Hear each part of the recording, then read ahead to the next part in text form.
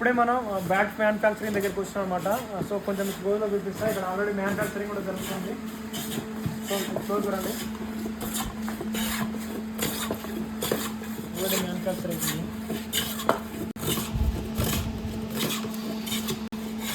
Bro ఇప్పుడు మనకి manufacturing ఎట్లా చేస్తారు అంటే మీరు రిక్వైర్మెంట్ బట్టి చేస్తారా లేకపోతే పర్ డేకి మ్యాన్ చేస్తారా ఎట్లా మీరు? అంటే బేసిక్గా ప్రస్తుతానికి అయితే మేము రిక్వైర్మెంట్ బట్టి చేస్తున్నాం. ఓకే, అంటే స్టాక్ వస్తుంటే అంటే పర్సనల్ ఆర్డర్స్ అండ్ ఆల్సో స్టాక్లో ఉండాల్సిన స్టాక్ బట్టి మేము చేస్తున్నాము. ఇప్పుడు మనకి బ్యాట్ని ప్రెస్సింగ్ చేస్తారు అనమాట. ఇక్కడ ప్రెస్సింగ్ ప్రాసెస్ ఇక్కడ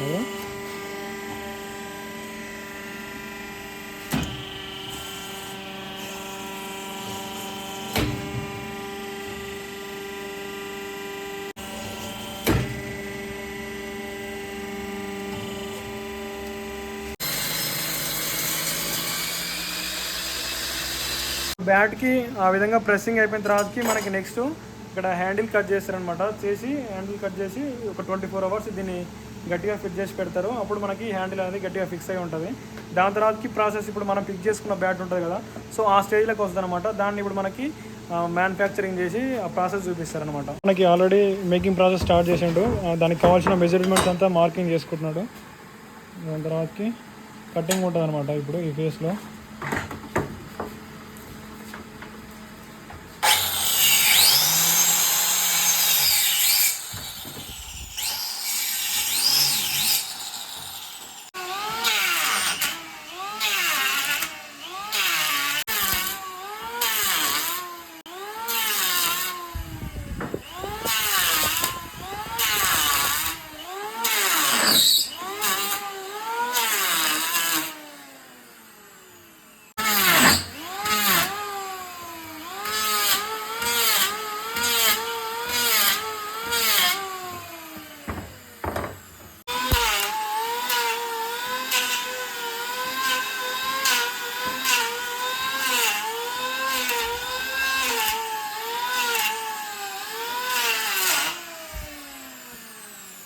బ్యాట్ కటింగ్ అయిపోయిన తర్వాతకి మనకి బ్యాట్ ఎడ్జెస్ ఇంకా బాటమ్ ఇట్లా మార్కింగ్ చేస్తున్నాడు అనమాట. చూడండి మార్కింగ్ జరుగుతుంది. ఎడ్జెస్ ఇంకా బాటమ్ మార్కింగ్ చేశారు.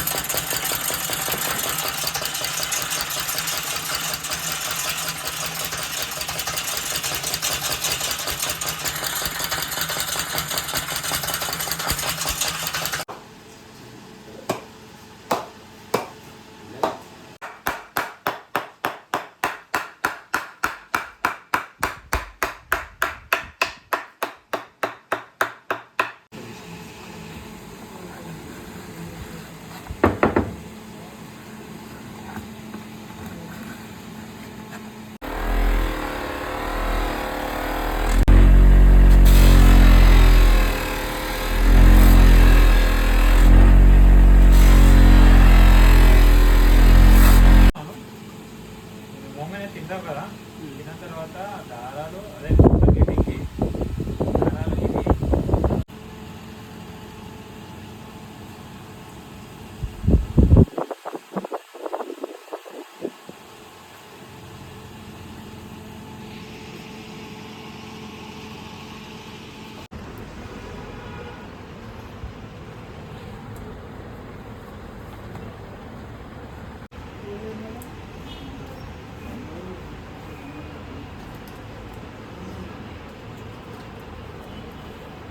మొత్తానికి అయితే మనం మ్యానుఫ్యాక్చరింగ్ దగ్గర నుంచి బ్యాట్ని మ్యానుఫ్యాక్చర్ చేసుకొని స్టోర్ దగ్గరికి వచ్చినాం. వాటినే స్టిక్కరింగ్ కూడా చేశారు ఇప్పుడు, అంటే వాళ్ళ బ్రాండింగ్తో స్టిక్కర్ కూడా చేశారు 1V అని బ్రాండింగ్తో.